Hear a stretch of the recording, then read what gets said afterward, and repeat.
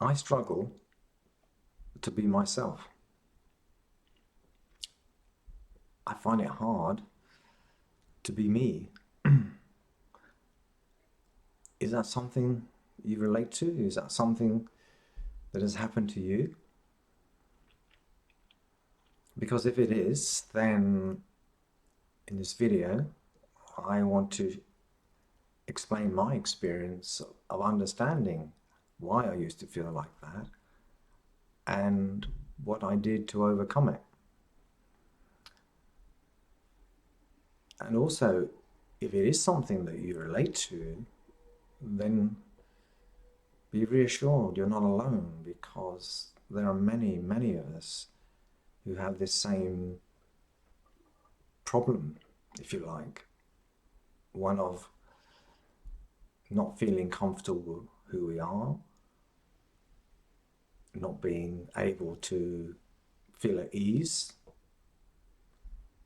because what's happening in our mind is we have these fears about whoever I am, others are not going to like me, or the person that I am, I don't like. I hate myself.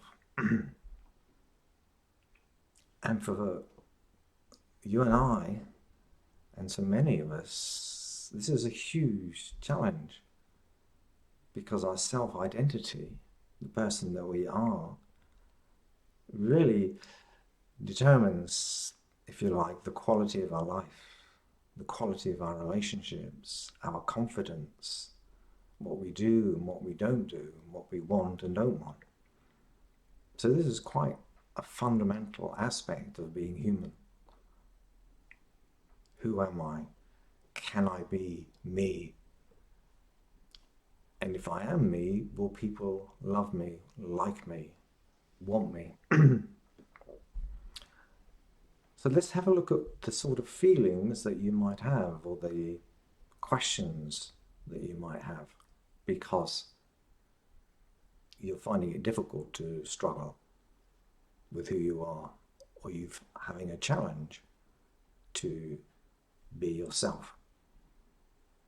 Now, when I put this list together for myself a while ago, quite a while ago actually, having looked at it again recently for this video, I was just amazed at how much more I could have added. So when I'm explaining things in these videos, you're going to have your own experience, of course. My list is not necessarily going to be your list, but at least it'll give us a flavor or an idea of what these feelings are that happen when we struggle to be me, or you struggle to be you. These were some of mine, like feeling embarrassed, ashamed. For straight off, I had no confidence. I didn't want people to find out who I was. I felt vulnerable and anxious when people asked me, what do I like, or where am I from, what was my education, and all of this. It was so embarrassing and so scary, I guess, because I was thinking, well, they're not going to like me. Who am I? It just sounds ridiculous. Why would anyone be interested in me? And that's a real biggie, isn't it? That feeling that someone could not like you, or won't be interested in you, and what have you. I felt rejected because I had this strong impression, people, Martin, I just not want to know you. You are nobody, for one. And that was, let's say, bad enough. But then, of course, I was carrying with me, as I'll explain, so many qualities, if you like, or negative qualities that I didn't like, bad qualities. And all of that put together, i.e. feeling I'm nobody, or at worst, or should I say at best a nobody, and at worst someone people didn't like, is it any wonder we struggle to be ourselves? So as I've shared in other videos, this self-perception of what we have of ourselves is in part the problem, but also what, if you like, increases that problem or that discomfort, or is of course the conflicts that we're having, the doubts and questions about, at the minute I don't like me, or at the minute I don't know who I am, or I struggle to be who I am. It's those, as I've been explaining before, that gives rise to much more of our discomfort. Because I'm sure, like I did, when I started to realize I struggled to be me, what was happening? I was thinking, well, I should not feel like this. I don't want to feel like this. I don't want to have all these doubts and fears about me. That is an expectation, isn't it? That is a means of fighting with our own experience. And when we're fighting against how we think and feel, that fighting, that resistance is giving us more discomfort. It's making things worse. I wanted to know who I was, but I was unhappy with who I was. Another conflict. Can I be me? Is it possible to be me? Is there really a me? Conflict, questions, doubts. And I was saying to myself, because if I didn't have all these doubts and questions, then I'll be happy, surely. Then I would like me, who I was. Others would like me. I wouldn't worry about what others thought. I could be accepting of me. I could feel confident. And that was the problem, this sort of conflict. Why am I having all these negative thoughts about me? Because if I didn't, I should feel better about me. So what's wrong? What's happening? When I started to examine what was happening, of course, it started to become quite obvious. From childhood, how I saw myself, what I learned about myself, so much of it was negative, so much of it was bad. I was told constantly, you're unselfish, you're misbehaved, you're ungrateful, you're hurtful, you're lazy, you're going to fail, you've let me down, you've let yourself down, you're a disgrace, you're stupid. Why didn't you do that? Why aren't you doing that? Now, having had all that early on, of course, the people that shared that with me, the people that were telling me this, were people I loved, were people I trusted. So I wasn't going to question them. What was happening was I was building this picture of me. I was building this identity of me. So another part of not being able to be ourselves, or struggling to be myself, was, why on earth do I feel like this? Or should I say, why on earth did others treat me like they did? Because if they didn't treat me as they did, chances are I would have liked myself. Chances are I would have been happy. So there's another part of conflict, is that if people have treated me properly, if people have treated me to help me or to show love, if people didn't do what they did, I would have felt better about myself. So I felt angry and agitated, and amongst many other feelings, that other people had treated me in this way, which led me to my ongoing experience of struggling to be me. I had these battles in my mind. I shouldn't feel like this. They shouldn't have said that. Why did they say that? What was I doing that was causing them? Should I have stopped it? Should I have known? I'm sure you can relate to some of these, because it's a constant battle in my mind at the time that I was feeling this way, that I was trying to understand why I was struggling with me. What could I do about it? If only I could change the past. If only people had treated me well. So now I was thinking, okay, this is pretty crap. I don't like myself, but I have tried to please people. So who can I be now? And what I mean by this is that you'll find yourself having this negative self-image of you, that you are forever trying not to be that.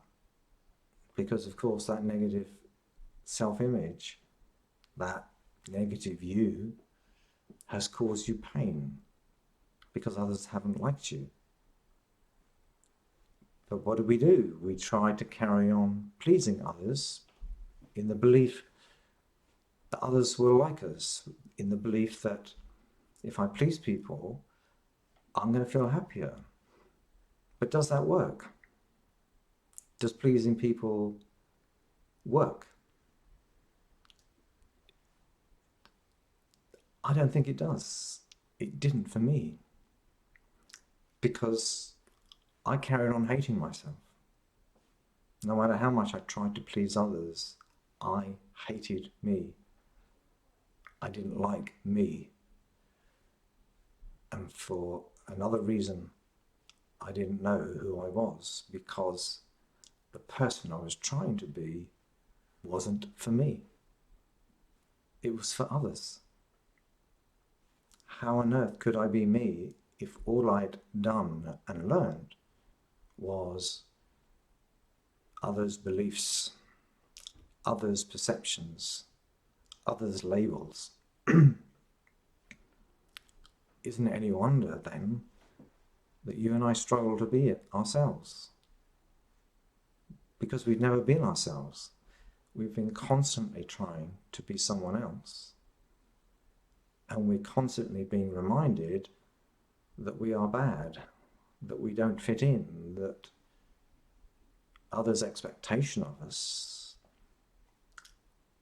are more than who we are. In other words, what they want is something very different than who we are. And of course, over time, you might be trying to change who you are, as I did. But if I change, does it mean that I could become even worse? I already don't like myself. Other people show they don't like me. So if I change, could I make that worse? So there's some other conflict. What do? I don't like the way I am, but if I change, I might make it worse. Others might not like me even more. I might not like me even more. Talk about being in a trap. Talk about being stuck. So is there a solution to this? Can we stop this? This is the sort of things that I did. I realized that the person I was trying to be to please others, it didn't actually exist. I may have mentioned this, well, I'm sure I've mentioned this in another video, because this person that I had created in my mind that I need to be to please others was an ideal. It was just what they wanted. It was not someone who I was. Equally, as I've mentioned, the person I am, or thought I was someone created for others, because I was told that this is who you are, Martin. This is the way that you are. All of the blaming, all of the accusations, all of the punishments, being put down, being told off, all those become real. And that's the problem. We see them as real and think, well, this is me. How on earth am I going to love me? How on earth am I going to like me if this is who I am? Let alone, if none of these are true, who am I? What does that person look like? So what I'm saying to you is start to look at how you've come about to be the person that you think you are. What has happened for you to dislike yourself? What have people said about you that you believe? Because over time you'll realize you don't have to believe them. You don't have to adopt what they believe about you. You only did that because you trusted and loved them. You only did that because at the time it hurt. It caused pain when they were saying these things. And pain is something, of course, that stays with us. And if it's pain, then it has to be real, doesn't it? If there's pain there, it has to be real. So I have to believe them. And what I'm doing here is inviting you to start to question, how do those people know who I am? Is it their opinion or is it my opinion? If I carry on trying to please them to stop this pain, is that going to get any better? Probably not. In my experience, definitely not. So start to think of it in a different way. Start to see yourself in a different way. Because who you show up each day, unfortunately, mostly is not because of the way you see yourself, it's because of the way you've learned others see you. So question and challenge false beliefs that you have about you. You're someone who's selfish. How is that true? You're someone who doesn't care. How is that true? You're someone who can only think of themselves. How's that true? You're someone who doesn't fit in. How is that true? You're someone that we don't like. How is that true? And even if it was, in their eyes, it doesn't matter. I think I've said before, are these the people that you feel you have to be around or want to be around? And you might say, well, of course they are. They're my partner, they're my parents, they're my children. And I would say, remember, they are having their own opinion of you. It's whether or not you accept that opinion or whether you take that opinion on board will make the difference to whether you feel you can be happy with who you are. What gives them the right, in other words, only if you give them the right to say to you, this is who you are. This is how you should be. Because if you're afraid of them not liking you, then it's probably time that you spend looking, as I say, at these negative beliefs that you have of yourself and start to change those, remove those, so you're no longer afraid of what others think of you.